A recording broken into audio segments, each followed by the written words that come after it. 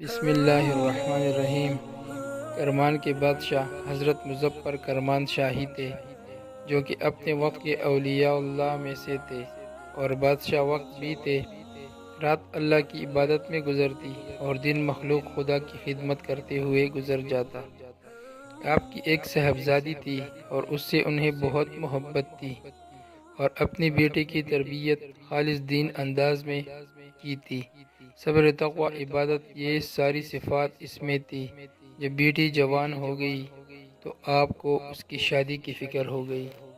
شہزادی کے لیے بڑے بڑے اونچے رشتے آنے لگے، مگر آپ کا لگاؤ کیونکہ اللہ سے تھا، تو آپ کی خواہش تھی کہ میں وہ لڑکا تلاش کروں جو زاہد و عابد ہو۔ بادشاہ کو اپنی بیٹی کی بہت فکر تھی۔ یہ فکر تو اکثر والدین کو بوڑھا کر دیتی ہے۔ یہ فکر صرف ایک گھرانے کے نہیں بلکہ یہ آج کی بھی فکر ہے، اور آج بھی اکثر والدین اس فکر کی وجہ سے پریشان ہیں۔ اس فکر میں بادشاہ بہت پریشان تھا کہ کہاں سے لاؤں وہ نیک اور پرہیزگار لڑکا۔ اس کی تلاش کے لیے آپ راتوں کو مسجدوں کے چکر لگاتے کہ کون زیادہ عبادت کرتا ہے، کیونکہ دنیا کے میلے سے آپ نا امید سے ہو گئے تھے۔ ایک رات شہر سے باہر آپ فیران مسجد میں پہنچے، وہاں دیکھا ایک نوجوان عبادت میں مصروف ہے اور اس کے وجود پر کپکپی طاری ہے، آنکھیں آنسو سے تر ہیں۔ آپ کافی دیر تک اسے دیکھتے رہے۔ یہ نوجوان کب نماز سے فارغ ہوگا اور میں جا کر اس سے کوئی بات چیت کر سکوں۔ آپ انتظار کرنے لگے۔ جب اس نوجوان نے نماز پڑھ لی، اس کا حال احوال پوچھا۔ ایک غریب مسکین بندہ تھا، چہرے پر نور ہی نور چلک رہا تھا، لیکن زبان اللہ کی تسبیح سے تر تھا۔ کہنے لگا، غریب ہوں، ایک کمرہ ہے، وہ بھی آدھا گر چکا ہے، آدھا باقی ہے، مالی حالات بھی کچھ اچھے نہیں ہیں، بس اللہ کا سہارا ہے۔ آپ نے پوچھا، شادی ہو گئی ہے؟ کہنے لگا، ایسے غریب کو کون رشتہ دے گا جس کے پاس نہ تو ٹھیک سے گھر ہے اور نہ ٹھیک سے ٹھکانہ۔ آپ نے فرمایا، اگر کرمان کے بادشاہ کی بیٹی سے تمہارا رشتہ ہو جائے تو آپ کیا کرو گے؟ وہ نوجوان مسکرا کر کہنے لگا، بابا جی، غریبوں سے مذاق نہیں کیا کرتے، جاؤ اپنا کام کرو۔ بادشاہ مجھ غریب کو اپنی بیٹی کیوں دے گا؟ کیا بادشاہ کے دربار میں سب مرد مر چکے ہیں؟ جو بادشاہ وقت مجھے غریب مسکین کو اپنی شہزادی دے گا؟ آپ برائے مہربانی چلے جائیں اور کسی جگہ جا کر کسی سے مذاق کر لیں۔ آپ نے اپنی انگوٹھی نکالی اور اس نوجوان کو دے کر کہا، مجھ سے وعدہ کرو کہ تم بادشاہ کرمان کے دربار میں مجھ سے ضرور ملو گے۔ اگر دربار روکے تو اسے یہ انگوٹھی دکھا دینا، وہ تمہیں نہیں روکے گا اور مجھ تک بھی پہنچا دے گا۔ صبح وعدے کے مطابق وہ نوجوان وہاں پہنچ گیا۔ جب دربان کو انگوٹھی دکھائی، وہ دربان اسے بادشاہ تک لے گیا۔ وہ نوجوان یہ دیکھ کر حیران رہ گیا کہ رات والا بوڑھا خود بادشاہ سلامت ہے۔ نوجوان پہلے تو اپنی رات والی بات پر شرمندہ ہوا اور دل ہی دل میں کہا، مجھے بادشاہ وقت کے ساتھ ایسے بات نہیں کرنا چاہیے تھی۔ بادشاہ نے نوجوان کی آنکھوں میں شرمندگی دیکھی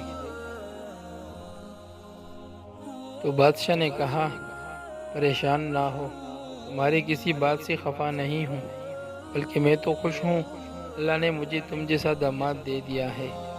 بادشاہ نے اسی وقت قاضی کو بلوا کر نکاح پڑھوایا اور انہی کپڑوں میں اپنی بیٹی کو رخصت کر دیا اور اپنی بیٹی کو نصیحت کی، بیٹی، اچھی برے حالات سب پر آتے ہیں، بس صبر سے کام لینا اور اللہ کی رضا میں راضی رہنا۔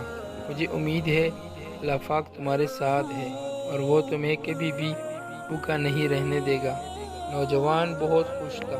اسے ایسا محسوس ہو رہا تھا کہ جیسے میں کوئی خواب دیکھ رہا ہوں۔ ابھی وہ نیند سے بیدار ہوگا اور اس کا خواب ٹوٹ جائے گا۔ شہزادی نے آگے بڑھ کر نوجوان کو خوش آمدید کہا اور کہا، اب میں آپ کے گھر میں رہوں گی، چاہے جیسے بھی آپ کا گھر ہو۔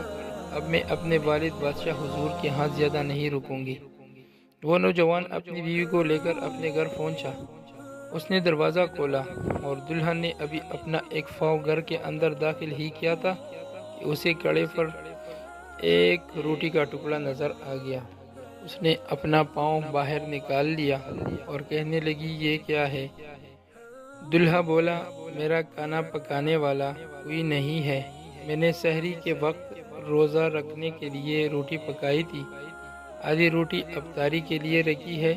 شہزادی اسی وقت سمجھ گئی کہ اس شخص کا اللہ پر تو ایمان ہے ہی نہیں۔ اب دلہن کہنے لگی تمہارا ایمان بہت کمزور ہے، اللہ کے بندے، جو ذات تمہیں سحری کھلا سکتی ہے وہی ذات تمہاری افطاری کا بھی بندوبست کر سکتی ہے۔